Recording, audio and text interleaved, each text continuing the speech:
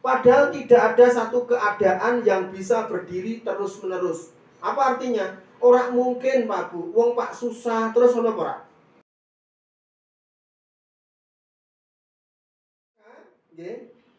Beruntunglah sebenarnya. Nah, ini untuk mengingatkan kita kembali, beruntunglah orang-orang yang diuji dengan kekurangan-kekurangan itu tadi.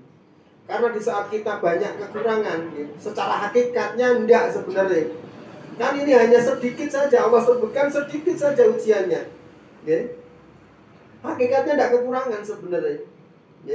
Nah, ternyata malah banyak menghadirkan rasa apa? Takut terhadap Allah. Ingat kepada Allah. Ketika dikasih sakit, kasih lapar, lebih ingat, lebih condongnya pasti ingat sama Allah. Tapi kalau orang dikasih ujian kelapangan harta, kemewahan, rata-rata pasti lalai. Jenengan pernah enggak merasakan hidup beberapa saat itu mapan, penak, kecukupan, gampang? Belum pernah. Wah, kasihan banget ya. Masa selama itu enggak pernah? Belum. Oh, Masya Allah. Iya, nah, ya Masya Allah ya. Kalau saya pernah, meskipun enggak terlalu mewah, ketika saya dulu masih bujang mungkin. Nah, ini untuk flashback muhasabah. Ya, dulu ketika bujang, sudah kerja, pegang uang, seakan-akan apa? Nggak ada saya kebutuhan lainnya selain untuk senang-senang untuk diri saya sendiri. Ada nggak? Nggak punya istri, belum punya anak juga. Ya kan bujang-bujang tapi pegang uang. Kira-kira nak bujang duitnya akeh iki Pak apa, Bu? Idolan, aku mau. Oke seneng-seneng. Coba lebih condong ingat sama Allah atau lalai dengan Allah? Lalai. Nah, itu ya maka karena itu Allah merasakan kepada mereka pakaian kelaparan dan ketakutan tadi.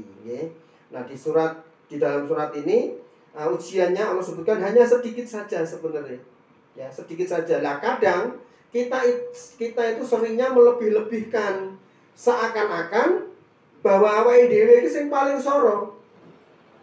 Awake dhewe iki sing paling susah hari ini hidupnya. Kok rasanya urip ora tahu seneng?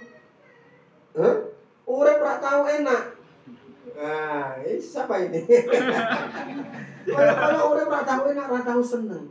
Padahal tidak ada satu keadaan yang bisa berdiri terus-menerus. Apa artinya? Orang mungkin Pak Bu, wong Pak susah terus ono ora? Ya ora ono, ya mesti ono seneng-senenge. Ya ora mungkin wong Pak loro terus ya ora mungkin. Nggih mboten? Ya mesti ono sehate. Dan pasti banyak sehatnya saya kira daripada sakitnya. Nggih mboten? Iya, dan tidak mungkin orang itu bersedih terus, ya tidak mungkin.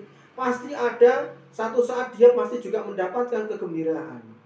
Nah, artinya biasa saja. Kehidupan kita itu ada sedih, ada gembira, ada kurang, ada kecukupan, ada sehat, ada sakit, itu adalah hal yang biasa saja.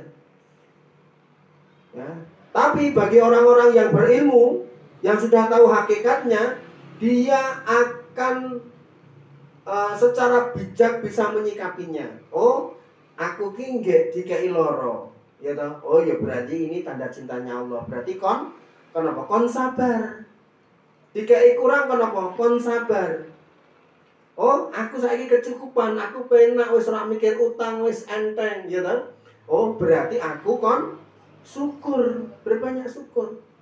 Maka kenapa Rasulullah mengatakan, nggih, sungguh saya itu takjub dengan urusan kaum muslimin. Apa yang membuat takjub? Ketika mereka diberikan ujian, dia akan bersabar. Dan ketika mereka diberikan kelapangan atau rezeki, mereka pandai bersyukur. Jadi setiap kehidupannya semuanya bernilai pahala. Gek susah iso sabar yo pahala, gek seneng cukup untuk rezeki iso syukur yo pahala meneh. Kira-kira kalau dalam semua perputaran kehidupan kita, ya nah ini namanya ibadah, Bu. Keseluruhan hidup kita itu bisa kita jadikan ibadah.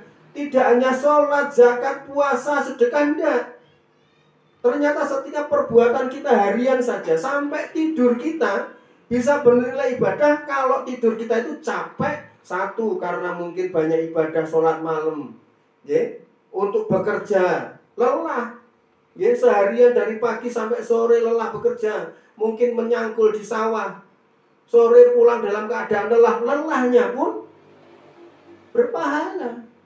Perbalanya apa? Allah ampuni dosa-dosanya. Okay? Nah ini loh, luar biasanya sebagai mukmin itu, okay? Ternyata kalau kita berilmu, okay? Maka kenapa di setiap di awal kajian kan saya menjelaskan manfaat-manfaat bertolabul ilmi, okay? Ya di salah satunya di sana adalah disebutkan bahwa kedudukan ahli ilmu dengan ahli ibadah itu laksana Rasulullah dengan hamba yang paling hina, gitu loh, ya. Orang bisa jadi ibadah setiap malam, tapi kalau tidak tahu ilmunya, ya, akhirnya kalah dengan orang yang mungkin tidak sholat malam, bisa jadi kalah, gitu loh. Karena apa? Bisa jadi sholat malam hanya untuknya dirinya sendiri, tapi orang yang berilmu, ya, akan mencoba, akan berbuat juga untuk kebaikannya itu untuk orang lain, nolong wong, bantu orang, ya. Maka Allah sebutkan, ya Rasulullah sebutkan, khairinas anfa'uhum linas, sebaik-baiknya orang itu adalah yang paling bermanfaat untuk orang lain. Nah, ayo sedikit demi sedikit kita itu sudah bermanfaat enggak untuk orang lain? Atau jangan-jangan kita itu masih banyak egois, penting ke kepentingannya dhewe tok. Yang menilai kan orang